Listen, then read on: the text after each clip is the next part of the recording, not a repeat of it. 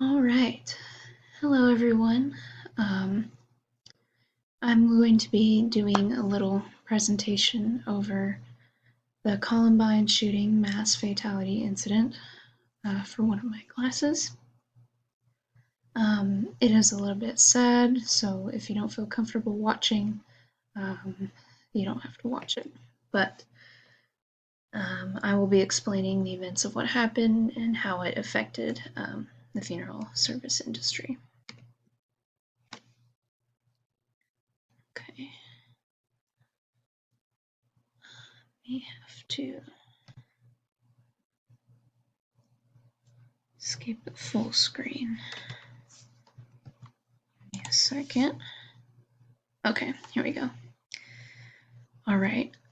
So the event took place on April 20th in 1999. That was actually the year I was born. There were 13 people that were killed. Most of them were students, but I know that at least one of them was a teacher and a coach at the school there. More than 20 were wounded, and there were two teens that led the attack there. And after all of that happened, they then committed suicide after killing these people and wounding others. For its time, it was known as the worst high school shooting in US history. And we've just had more and more over the years, and it's very, very, very, very difficult to get through. And that is why the need for the funeral industry is so important for tragic events like this that keep happening. The major impact it had on the community. This event in history led to a global debate on gun control and school safety, along with further shootings that continue to take place in the US. It has kept the debate alive despite the worries and concern from the families and victims. Because the more gun violence we have in the States, the more debates there will be on school safety, gun control. I know people are having trouble with, police brutality and whatnot, and that's why there are more safety precautions put in place nowadays. And now we have schools that have more like security officers on duty and officers on duty that will patrol sometimes and just look for any kind of suspicious activity and things like that.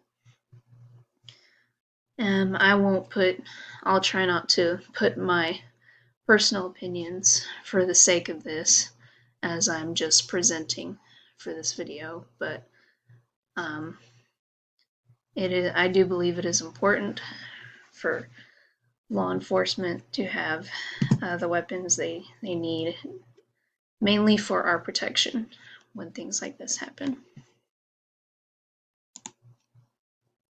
All right. The impact it had on the funeral director. Local funeral directors in Colorado made the services very personal and unique to each of the 13 victims that died for their families and friends. Some were similar, some were different.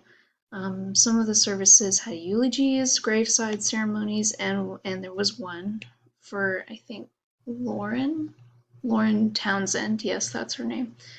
Where for her casket, the family that attended, they actually signed all over it as if they would for a school yearbook, and I think that's very sweet.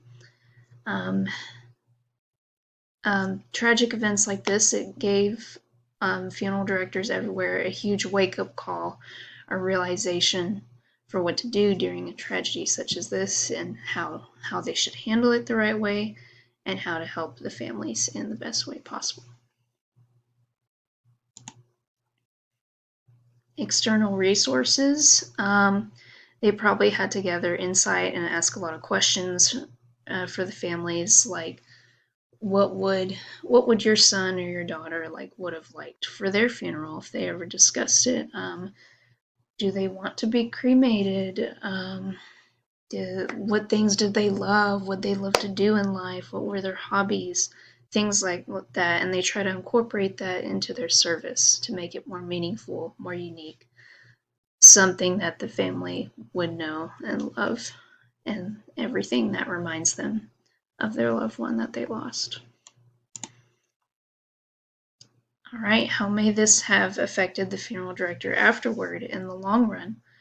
When a tragic event like this happens and many people die all at once, it gives the funeral director a huge realization as to how important it is that we serve our communities with dignity and respect. Personalization of funeral rites are sacred to different families, and we must honor that to the people we serve no matter where we go. The world is getting scarier, and we need to be the solid foundation for people in times of need. So again, people are coming to us um, when, sorry, let me move that so you can see my face better. Families that walk into the funeral home are coming to us in their most vulnerable state, and we need to be able to respect that. Even for, I'm sorry, even for the parents of the shooters, too. Like, we should not treat them any less than the families of the victims that have passed. They are just as important and in just as much pain and sorrow as the other families, and we should not treat them any different. We need to keep an open mind, um, and just respect that, because they're feeling a lot of grief too. And here's a list of names of the victims that passed. Here's 7 of them. And here's the others. Yeah, very, very sad what happened. But each of them had their own different type of service that the funeral wanted, and each was very meaningful in its own way. So now there's a need for more personalization and memorialization. More people are requesting what is known as an adaptive service. This type of activity may involve the funeral home, but is different than what is generally known as the traditional funeral.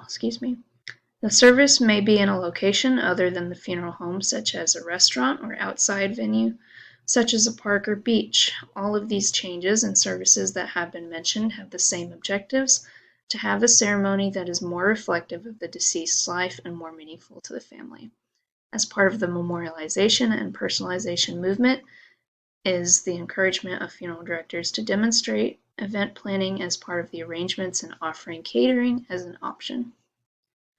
And that's where I got this information from, is from the textbook we were using. This is, you can click on this link to watch a short video clip of the mom of one of the shooters and how she felt, and she was trying to understand, like, what was going on through my son's mind when this happened. Like, I'm trying to understand, and just, you can see, like, the pain she felt after seeing her son in that wooden box. Like, how hurtful that must have been for her to experience. And it's really important as funeral directors to acknowledge that and know that they are hurting just as much as the families of the victims too. All right.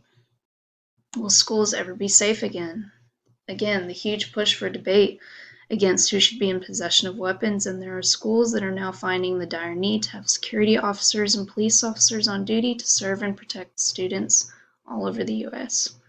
So again, it's becoming more common with, all of the terrorist attacks happening, mass shootings, bomb threats, anything like that. Like, this is why the need for security is so important. And here are my references. All right, thank you for watching. I hope you enjoyed this short little video. And again, if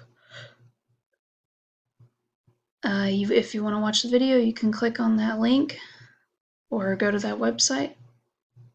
and I'll see you later.